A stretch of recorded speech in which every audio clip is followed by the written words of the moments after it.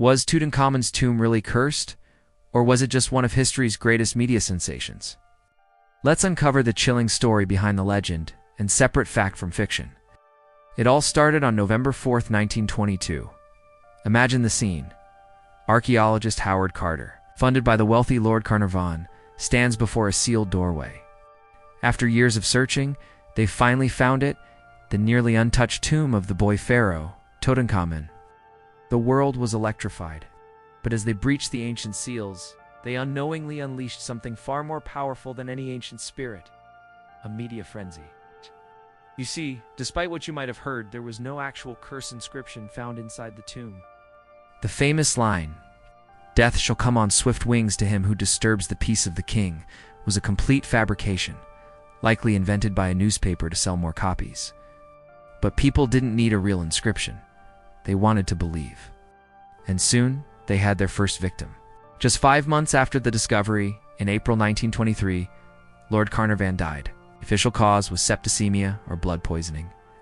He had nicked an infected mosquito bite on his cheek while shaving, and the infection spread. A tragic, but entirely plausible death in an era before widespread antibiotics. The press, however, had a much better story. They claimed that at the exact moment of Carnarvon's death, all the lights in Cairo flickered and went out. Even more dramatically, they reported that back in England, his beloved dog Susie let out a final howl and died. Coincidence? Or something more sinister? The curse narrative exploded. Suddenly, every death even remotely connected to the tomb was seen as proof. When George J. Gould, a wealthy American financier, died of a fever shortly after visiting the tomb, the curse was blamed. When Lord Carnarvon's half-brother, Aubrey Herbert, died from blood poisoning, it was added to the list. Even a member of the Egyptian royal family who visited the tomb and was later shot by his wife was considered a victim. The legend was growing with each passing year, and the public couldn't get enough. But what did scientists and the actual archaeologists think?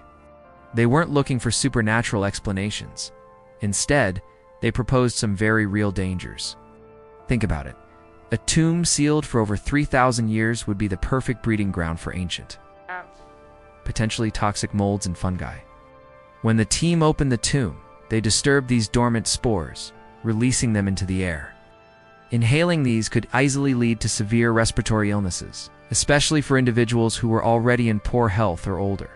Some even speculated about residual toxins left over from the embalming process.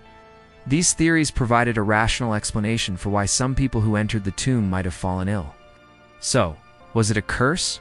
Or was it just bad luck and airborne pathogens? To answer that, we need to look at the most important person in this entire story, Howard Carter himself.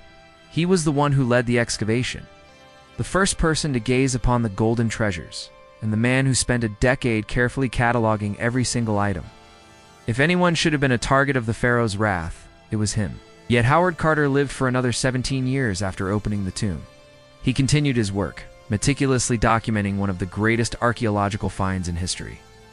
He eventually died in 1939, at the age of 64, from Hodgkin's lymphoma, a form of cancer totally unrelated to any ancient curse. Many of the other key members of the excavation team also lived long, full lives. The director of the Egyptian Antiquities Service lived for another 35 years. The photographer who documented the entire process lived to be 87. In fact, a study later showed that the people who entered the tomb had an average lifespan no different from anyone else at the time. The Curse of the Pharaohs is a classic example of how a good story can overpower the truth. A few strange, coincidental deaths, amplified by sensationalist newspapers, and a public fascinated with ancient Egypt, created a legend that has lasted for a century. Ow. The real story isn't about a supernatural curse, but about the power of media and the human desire to believe in the mysterious and the unknown. The tomb of Tutankhamun gave us a priceless window into the past, but the myth it spawned tells us even more about ourselves. Thanks for watching. If you enjoy separating historical myths from reality, be sure to like this video, subscribe to the channel, and hit that notification bell so you don't miss our next deep dive. See you next time.